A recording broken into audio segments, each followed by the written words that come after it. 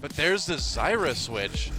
We've seen Zyra once this season already, but I think, yeah, the Nami locked in makes a bit more sense. Maybe Wolf giving a preview of what SKT's got going if we go to a game 3. I mean, it's worth noting, Ash Zyra, one of the most famous. Can they get him with the cocoon? Wolf Doesn't have has no flash right now. Wolf in big trouble. I think they may just have to give up this first blood. Teleport coming in for SK Telecom. First blood does go over to Ruler, but Wraith very low, locked up by Faker. There's a kill for Bengi, and they're keeping going with this ambition, though.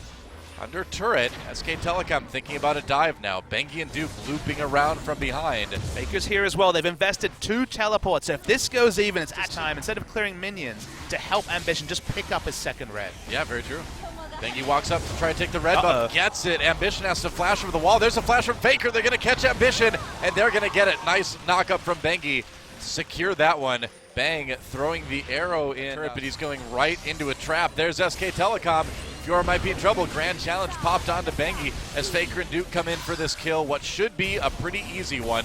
Duke taking some damage, and in the end, the kill goes to Faker. That was close. Kuve goes in for a 2-shot barrage, comes through. Wolf with the heal. Summoner heal from Bang helps keep him alive. Nice Aqua Prison onto Wraith. Bang looking for it. Can he get the kill here? Use the Ash Arrow. Here comes Bengi going in for the knockup onto Wraith. Gets stunned by the Braum ult first, though. Doesn't stop him from getting the kill. It's a 1-for-1 trade in the end. And I believe SK Telecom will take that. As he comes in, SK Telecom thinking about collapsing. The teleport bringing Faker down to the bot lane. There's a tidal wave from Wolf. It does slow up. Wraith and Ambition. Ambition already very low. Ruler caught completely by Faker and Bang. That's going to be 2 kills as Ambition falls. And now the jump immediately onto Crown. Duke going for it. Misses that parallel convergence. But Crown still on the run. Can Wolf catch him? Duke taking a lot of damage. Crown's turns. Duke just ults back for a bit more health. Just like game 1, though, this is when QV has no teleport. Double teleport available, only 1 required. Duke takes a lot of damage. Whoa, gotta be careful. Crown going in. Does he get it? He does. Duke overstaying his welcome in that mid lane, and Crown ult be used with no intention of hitting a minion wave, but with the changes you can do that. Oh, Bengi onto Ruler. Ruler arcane shifts away. Remember, he has no flash right now. Still has that summoner heal, but it's not going to be enough. Doesn't even bother popping it. He knew he was going to go down. And SKT just finds another. But you can see QV's health bar seems to be going faster down than Duke. Oh yeah, no kidding. Duke actually doing really well against Kuve, getting the flash, and Duke takes him out 1v1. That Fiora, or that Echo rather, doing work on the Fiora. On full armor build. SKT coming in. Ruler takes a big shot. There's the Ash Arrow. Can they capitalize? Nice block on the tidal wave from Wraith, but Ruler is so low. He'll survive, but just barely. Ambition getting the kill onto Wolf. In response, that's a double kill for Ambition now. And SKT diving a little bit too deep there. Whoops. Bengi's play with Titanic Hydra is hilarious. Frontline damage from Here Faker. we go. Duke coming in, TPing in behind Ruler. And again, Ruler with no summoners, just that arcane shift. The arrow misses. Doesn't matter. And another kill for Bang as Duke keeps him slowed up with the parallel convergence. Keeps him stunned. It's gone. We've seen multiple members rotate through that lane and pick him off. You usually think it's the Fiora that gets shadowed, but it's been all about the Ezreal. Kuve takes out the turret, pops the grand challenge onto Bengi. Here comes Duke. Can he save his jungler? He can.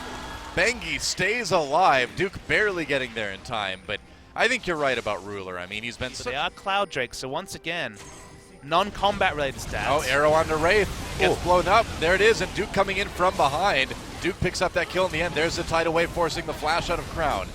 SK Telecom, they really want this mid lane. Drake is huge.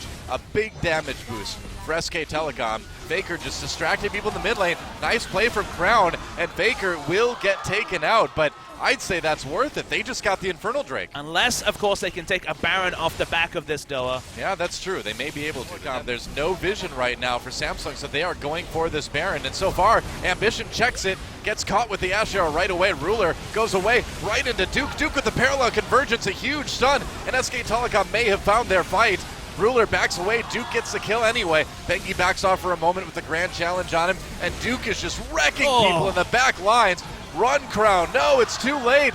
Double kill for Duke, and SK Telecom should be able to claim an early Baron now. And Duke took so long. Only died 3 times, added a couple more deaths, but he is deciding this game, whereas QV has just been on the fringes, trying to get a look in.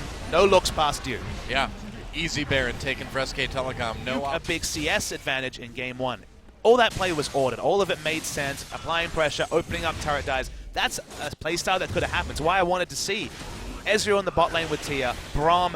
Oh, here we go. Ultimate onto Ambition, gets knocked up by the Aqua Prison as well. Wraith defensively using the Braum ultimate, but he does not make it out. That's an easy turret. Items piled onto Duke. Yep. Oh, arrow onto Ambition. A nice pick yet again from SK Telecom, and they can just bounce right back and take the Elder Dragon if they want to.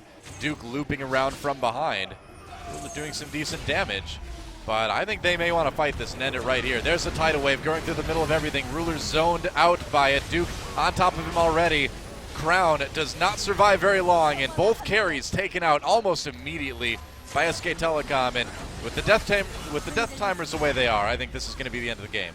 They don't have a minion wave in mid, so they actually kind of have to back away. They're distracted between finishing mid, bot lane inhibitor turret, and going mid. Wow. All right, Cuvée going back in, flashes back onto Bang, looking for the kill, but Bang responds with that damage from that Ashe. And it's a bit too much for Cuvée to handle. Looks like they don't want to end it just yet. I don't know, I feel like they might be able to when that next minion wave comes in. Ambition coming up in 4. He's not a big threat, though, on that Elise. Cuvée flashed in to kill Bang, hoping that'll be enough to stop the game ending, but doesn't look like it was. I don't think so, man. Ambition caught yet again, knocked up by the Rek'Sai. There goes Nexus Turret 1. There goes Nexus Turret 2. And so, the two undefeated teams meet, and in the end, unsurprisingly perhaps, SK Telecom gets another 2-0.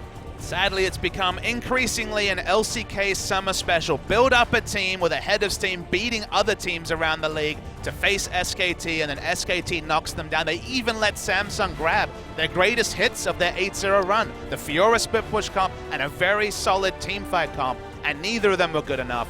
Love the change to the mid lane picks, specifically the Karma, which gave them so much mobility. Faker made it work as he always does, and Samsung, as you said, needs to go back to the drawing board because what they had was good enough to beat other teams, but not good enough to beat SKT. I mean, what do you do? It's this SK Telecom team. It's not that other teams in Korea are bad. We know they're not. We saw how KT and the Tigers did at Worlds last year. They were great too.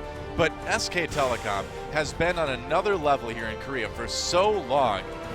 Truly an amazing... It's not really much more to say. SKT on another level to Samsung, on another level to the LCK, and increasingly on another level to the other teams in the world. I will say, though, despite the 2-0, that's probably the most...